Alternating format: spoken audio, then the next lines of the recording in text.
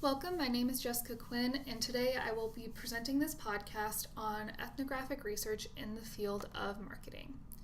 As a student of anthropology, I've had the opportunity to study ethnographic research, having taken a class on the applied methods of such, and would like to use this podcast as a chance to discuss the role of ethnographic research in the field of marketing. In the field of anthropology, ethnographic research is vital to collecting fieldwork, allowing the anthropologists to gain insights on the culture they are observing. Using ethnographic research methods in a marketing context can help companies gain better understanding of their consumers and target markets based on information concerning cultural trends, lifestyle factors, attitudes, and the influence of social context when it comes to selecting and using certain products.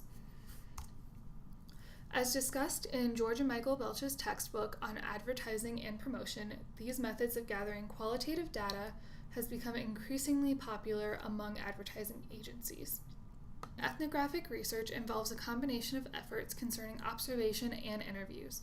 Observation can be done with the researcher participating in the event, activity, or action alongside those being studied, or it can be done from a distance based on what is seen without being as directly involved.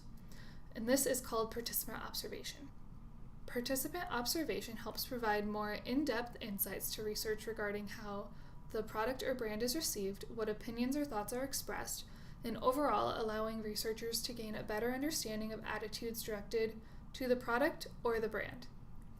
Having the opportunity to observe people and study their actions provides a lot more information than just asking questions, which is what's done in the interviews. And combining these methods helps create an even clearer picture. The research gathered through ethnographies is considered important because you get to observe how consumers interact with your product, seeing their actions rather than just hearing about them.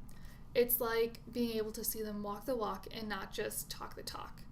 There could be aspects of product usage that consumers are unaware of and thus cannot share with researchers in an interview, or it could even appear differently to the consumer than it does to the marketer or the researcher.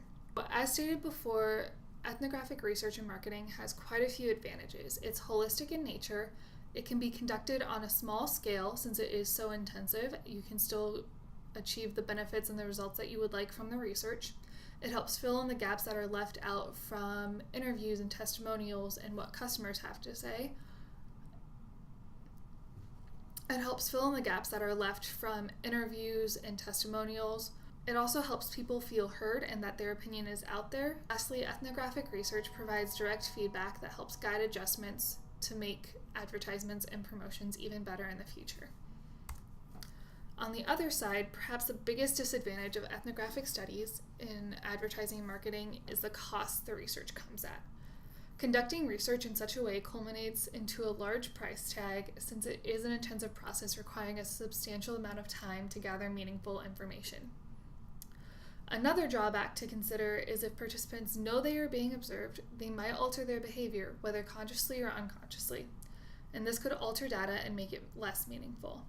However, this is also why there are multiple methods used in ethnographic research to try and avoid potential pitfalls.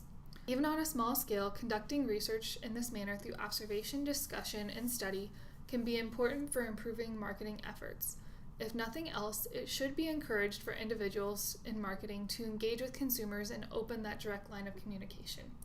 Ethnographic research often utilizes interviews and questioning to gain missing pieces of information that observation does not provide. Ask people for their thoughts and opinions, ask what they feel is working and is not working, and why. Use the information gathered to make the necessary adjustments, and if there seems to be an overarching theme or problem, consider spending additional time making changes and adjustments to better fit your audience. Despite some of the aforementioned disadvantages, marketers do tend to favor ethnographic research over other methods of information gathering, such as focus groups. Focus groups risk becoming skewed due to strong personalities that influence others, and not every voice has a chance to be heard. Overall, ethnographic research helps provide a more holistic approach concerning consumer behavior patterns and results in a much better level of understanding for marketers.